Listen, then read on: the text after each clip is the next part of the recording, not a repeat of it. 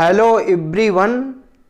आज का टॉपिक है भारतीय स्वतंत्रता अधिनियम 1947।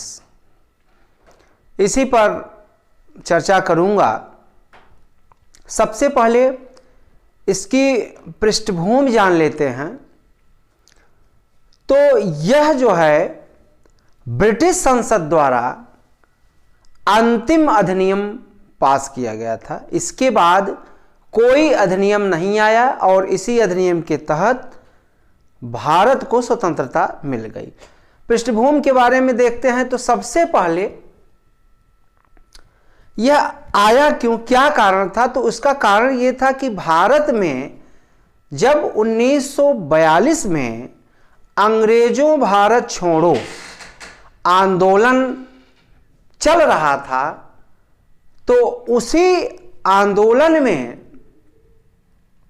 1940 में मुस्लिम लीग ने द्विराष्ट्र के सिद्धांत पर काम करना शुरू कर दिया था और वह जो है 1942 के भारत छोड़ो आंदोलन में भाग न लेकर एक एंटी सोशल का काम कर रही थी। और इस तरीके देखा जाए तो वो पाकिस्तान की मांग कर रही थी, एक अलग देश की मांग कर रही थी।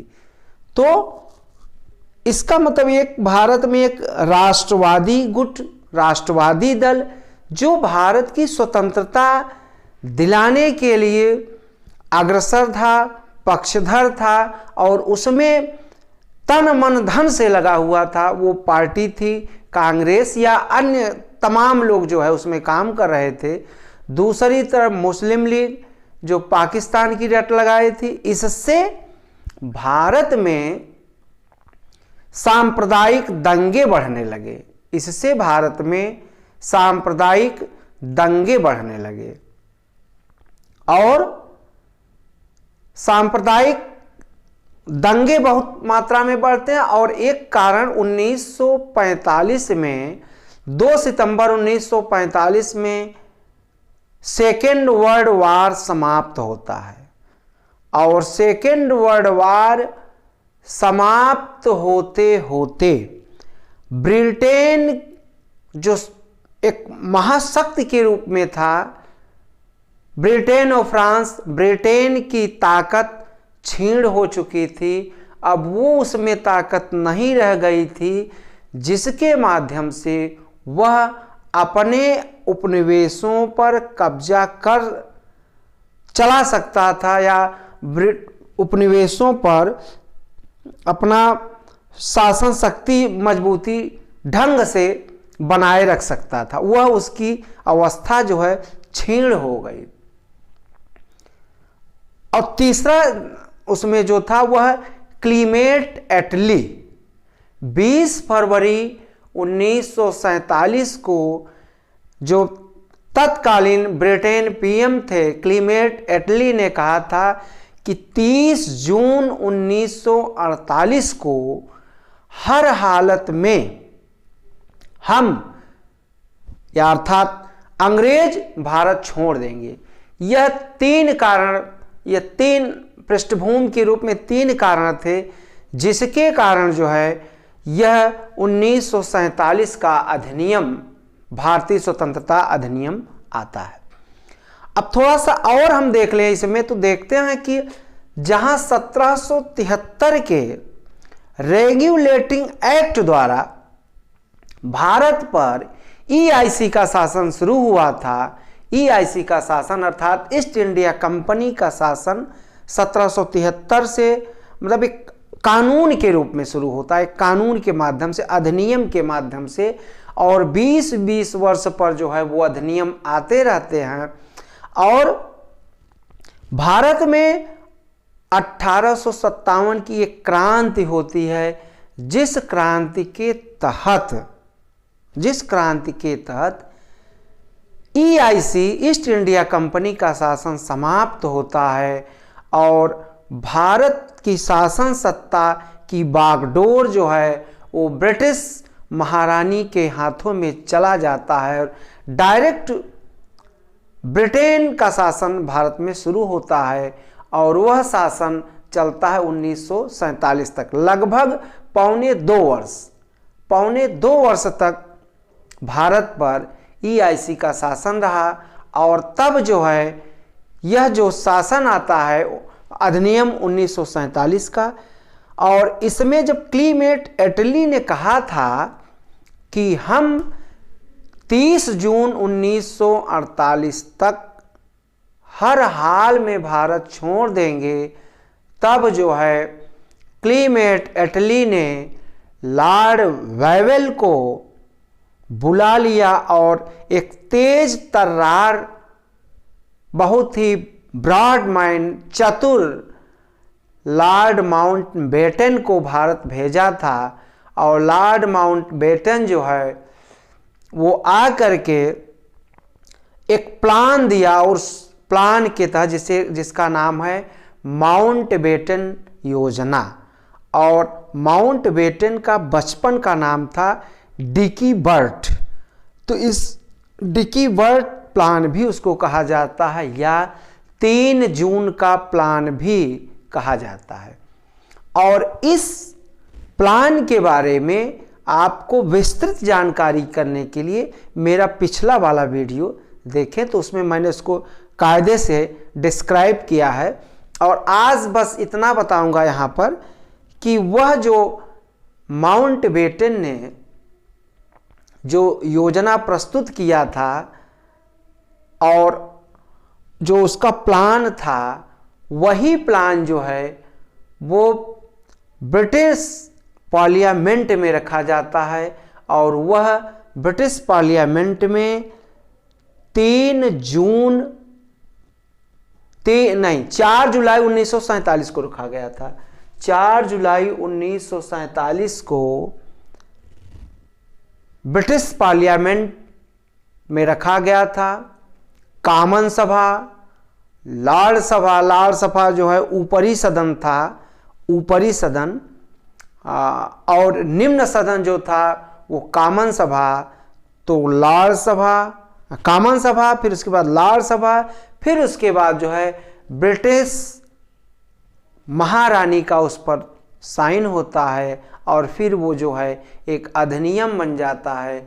और उसी अधिनियम के माध्यम से भारत को जो है वह स्वतंत्रता मिलती है। उसी अधिनियम के तहत भारत को स्वतंत्रता मिलती है। और इस अधिनियम के तहत पहली बार वैधानिक रूप से पाकिस्तान शब्द आया। इस अधिनियम के द्वारा पहली बार वैधानिक रूप से पाकिस्तान शब्द आया। और इस जो 1947 का अधिनियम था, इसमें जो है अधिनियम में लिखा गया 2 डोमेनियन स्टेट और स्वतंत्र संप्रभु राष्ट्र। अब थोड़ा सा आप यहाँ चौंक जाएंगे। डोमेनियन, जहाँ 1928 में जो है डोमेनियन स्टेट की मांग जो है वो कांग्रेस द्वारा की गई थी, या सर्वदलीय बैठक में जिसको पास किया गया था, बाद में जो है वो डोमेनियन स्टेट के रूप में स्वतंत्रता मिलती है। लेकिन ध्यान रखें आप लोग, डोमेनियन स्टेट जो था वह ब्रिटेन के द्वारा दिया नहीं गया था, बल्कि भारतीयों द्वारा उसको मांगा गया था। और क्यों मांगा गया था, उसका कारण यह था कि जब तक भारत में संविधान के द्वारा शासन नहीं शुरू हो जाता, सिस्टमैटिक ढंग से सरकार नहीं चल सकती, जब तक क्लियर बंटवारा नहीं हो जाता, तब तक जो पाकिस्तान में हिंदू रह रहे हैं या जो भारत में मुस्लिम रह रहे हैं, उनके विश्वास को जीतने के लिए डोमेनियन स्टेट मांगा गया था। और इसलिए कि जब तक यहाँ पर कायदे से सिस्टमैटिक ढंग से बंटवारा नहीं हो जाता, तब तक कोई आंतरिक समस्या न आ जाए, कोई विद्रोह न खड़ा हो जाए, इसीलिए यह मांगा गया था और बाद में इसको समाप्त कर दिया गया और दो स्वतंत्र संप्रभु देश आए, एक भारत और एक जो है पाकिस्तान। और यहां पर थोड़ा सा हम देखें कि डोमिनियन स्टेट स्वतंत्र संप्रभु राष्ट्र, स्वतंत्र संप्रभु थे, लेकिन थोड़ा सा यहाँ डोमेनियन शब्द था, बाद में इसको भी समाप्त किया गया। डोमेनियन का मतलब जो है कि संप्रभुता जो है वो ब्रिटिश महारानी के हाथ में, और बाकी का सारा काम जो है ये देश करते रहेंगे, लेकिन बाद में इसको एकदम से समाप्त किया गया। और तभी जो है जब ये समाप्त किया गया तो यह भी इस अधिनियम के तहत कहा गया, इस अधिनियम में वर्णित किया गया कि भारत चाहे तो राष्ट्रमंडल का सदस्य बन सकता है या नहीं बन सकता, यह उसकी मर्जी पर रहेगा। तो इससे ही आप अनुमान लगा सकते हैं कि भारत जो है स्वतंत्र राष्ट्र बन गया। अगर स्वतंत्र राष्ट्र संप्रभु राष्ट्र न बनता तो वहाँ पर राष्ट्रमंडल के सदस्य के रूप में उसकी बाध्यता रहती।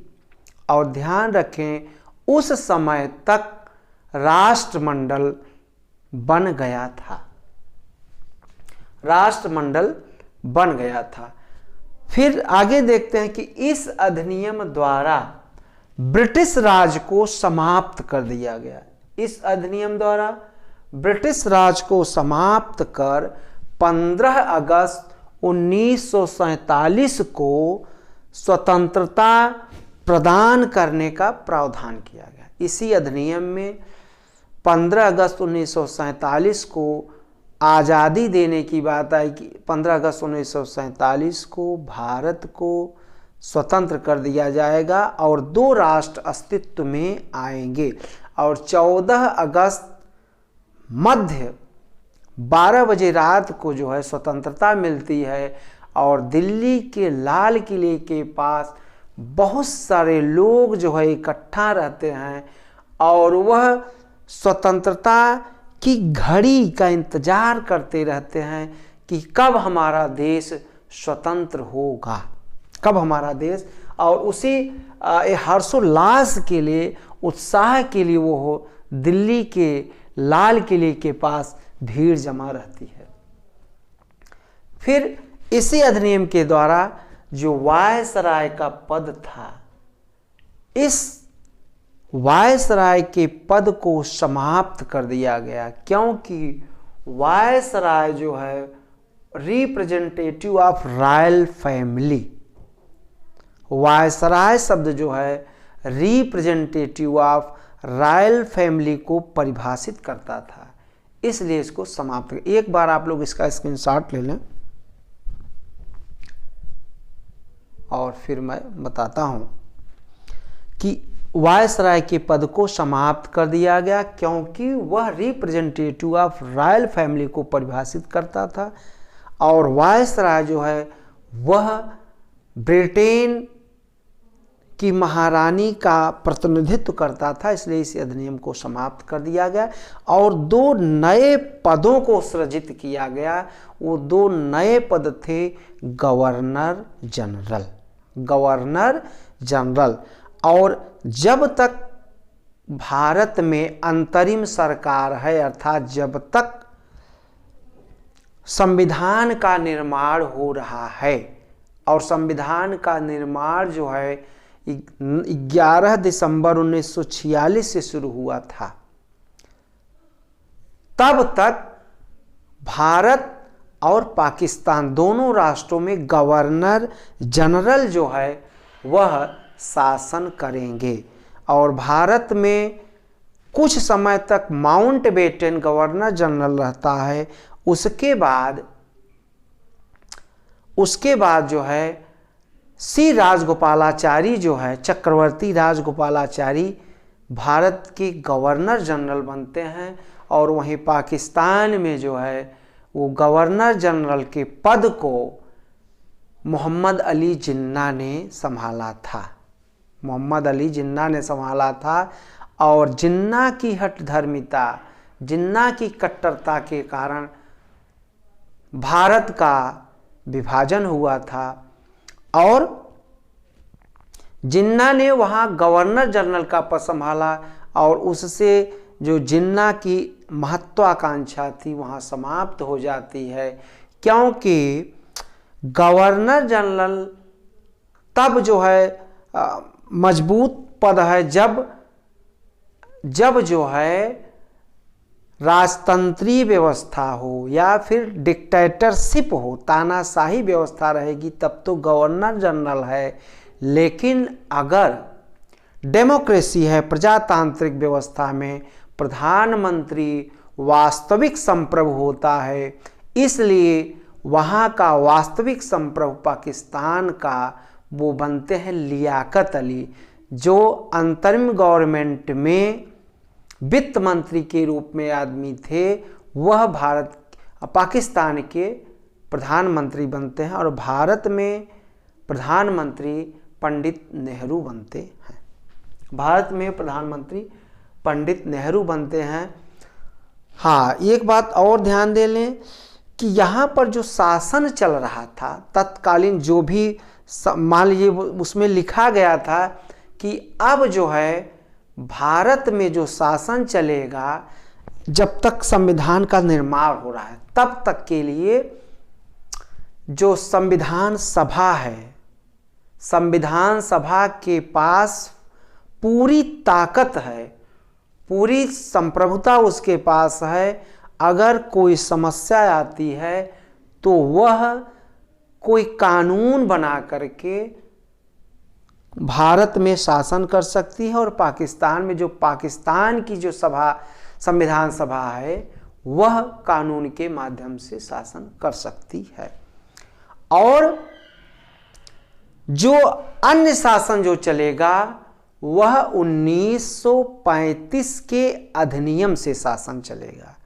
बाकी जो शासन चलेगा वह 1935 के अधिनियम से शासन चलता रहेगा जब तक संविधान का निर्माण नहीं हो जाता है। तो आप लोग इसको एकदम ध्यान से सुने तब आपको बिल्कुल समझ में आ जाएगा। और जब इसमें ब्रिटेन की महारानी का शासन जो चल रहा था तो 1947 के अधिनियम के तहत जो भारत का सचिव था, भारत सचिव जो ब्रिटेन में बैठता था, भारत सचिव के पद को भी समाप्त कर दिया गया। भारत सचिव के पद को भी समाप्त कर दिया गया और इस काम को देखने के लिए जो राष्ट्रमंडल का सचिव था उसको कार्य दे दिया गया। भारत सचिव से हटाकर इस पद को समाप्त कर कुछ जो कार्य था, जो जिम्मेदारी थी, वह राष्ट्रमंडल के सचिव को दे दिया गया। और जो ब्रिटिश महारानी थी जिसके ऊपर लिखा था, जिसके नाम के आगे the empire of India, the empire of India, इस शब्द को भी समाप्त किया गया, क्योंकि अब जो है भारत का जो शासन सत्ता है, जो बागडोर है, वह संविधान सभा के हाथ में आ गई है। संविधान सभा कुछ भी कार्य कर सकती, वह चाहे तो जितने भी अधिनियम ब्रिटिश गवर्नमेंट ने बनाया था उसको तुरंत समाप्त कर सकती है और चाहे तो नहीं। वह सारी पावर, वह सारी बागडोर, सारी मजबूती वह संविधान सभा के हाथ में आ गई थी। तो ये जो द एम्पायर ऑफ इंडिया शब्द था, ब्रिटिश महारानी के साथ जुड़ा था, वह समाप्त कर दिया गया। अब भारत खुद जो है संप्रभु है और संप्रभुता संविधान सभा में है। और जब संविधान बन जाएगा तब वो आ जाएंगे भारत की जनता में। संप्रभुता कहाँ आ जाएगी? भारत की जनता में। और फिर अगला बताया गया कि भारतीय रियासतों के साथ किया गया समझौता समाप्त। 1947 के अधिनियम से भारतीय रियासतों के साथ किया गया समझौता समाप्त। वो चाहे लॉर्ड वेलेस्ली की सहायक संधि हो, चाहे डलहौजी की राज अपहरण नीति हो, जो भी कारण हो, वो सारे नियम समाप्त और रियासतों को यह अधिकार दिया गया कि वह चाहे तो भारत में शामिल हों या फिर पाकिस्तान में शामिल हों या फिर वो स्वतंत्र रह सकती हैं।